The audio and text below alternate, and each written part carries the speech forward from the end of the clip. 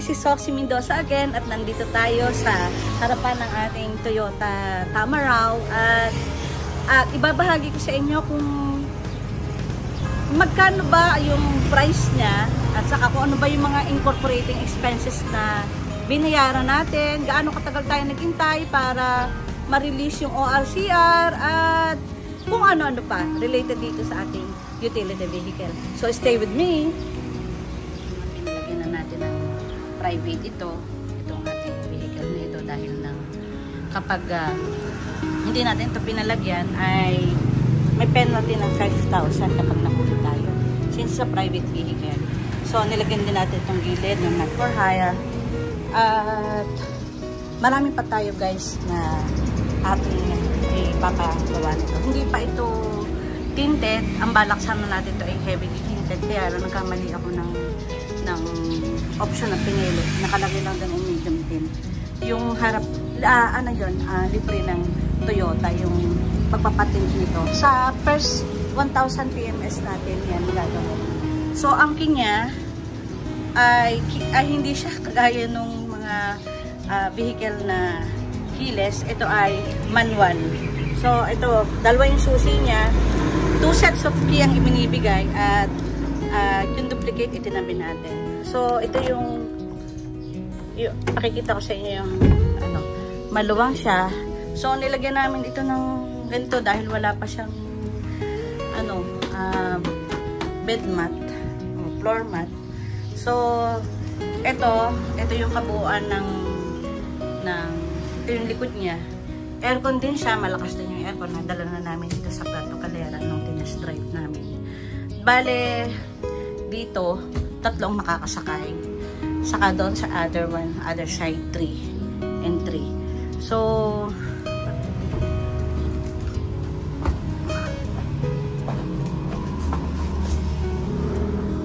okay. Bale, 12 guys ang makakasakay dito. Plus yung 2 doon sa ito nung last week na cater si Daika. So, napakaganda niya.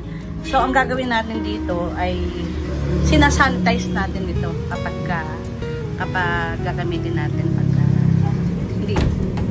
Okay. So, dito tayo guys. So, ito yung pintuan niya.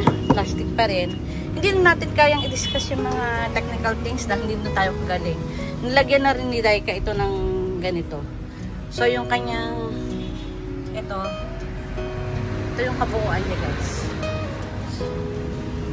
So, binigyan ko kayo ng pahapyaw na description, yung likod. Ito yung mga basic things lang talaga.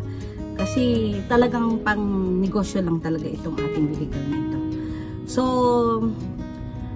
marami pa mga improvement na pwede tayong gawin dito kapag nagkapera na tayo at nakaloob-loob na tayo. Pwede natin gawin yung mga bagay na yan. At who knows, in the next coming days ay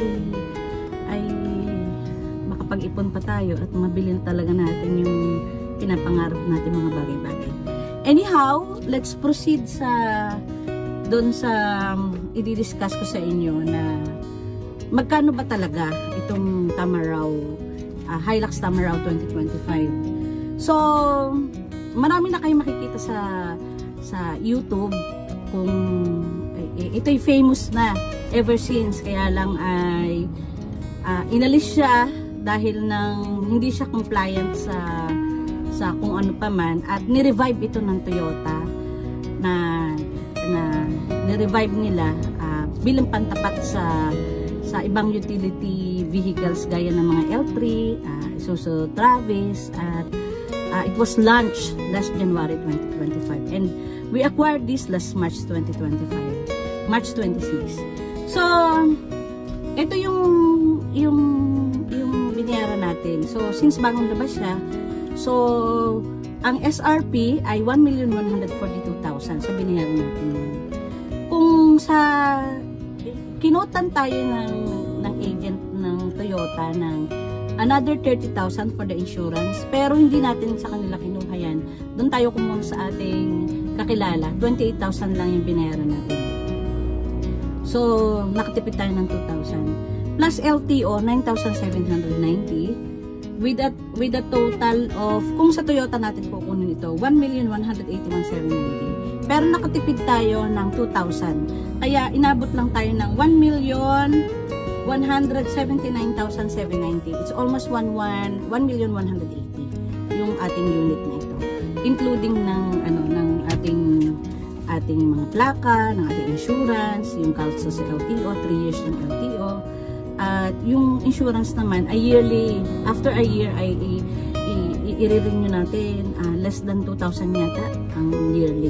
Tapos nakuha na natin ito guys, yung pinagpalitan ng ating plaka. So meron na tayong plaka. So napakabilis ng processing, akala ko ay matagal pa. So nung binili natin ito March 26 and it was only yesterday, April 10 ay na-release kahapon ang ating ORCR. So meron tayong ORCR. Shout out sa aking anak at nag-provide pa siya ng ganito. Masyadong bumili siya sa Shopee at para pagka may LTO na nag-check ng ating ORCR ay ipapakita lang natin ito. We have the OR and at the same time the certificate of registration, which is really very essential. Hindi natin nagawa guys na i-break in pa ito, pero nakarating na ito ng Puerto Galera after na bibili natin ito. Nag-test drive tayo. Pero natakot tayo dahil baka ma-impound at magbayad tayo ng 12,000. Kaya minimize natin ang paggamit nito. So, nakailang gamit natin ito, nakapamili na rin guys ito nung nag-cater si Daika ng 450 people, pero sandwich lang naman. So pinanghakot natin ito ng paninda and at the same time pinang-deliver natin. So it's really very very easy now. We could easily mobilize at mapabilis ang ating business. So kung tayo gumastos dito ng ating savings for 8 years, I saw that it's really worth it at magdadala pa ito ng mas maraming pambiyaya sa atin.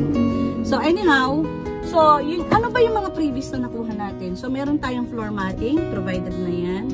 So ano pa ba? Nakalagay dito ay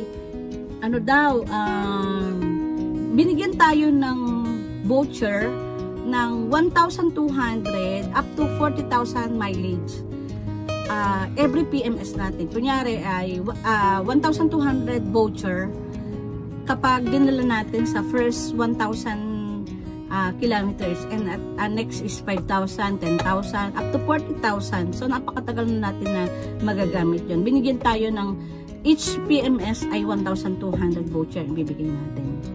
So yun, marami pa mga bagay na aayusin dito at sa banda-banda riyan as we go along.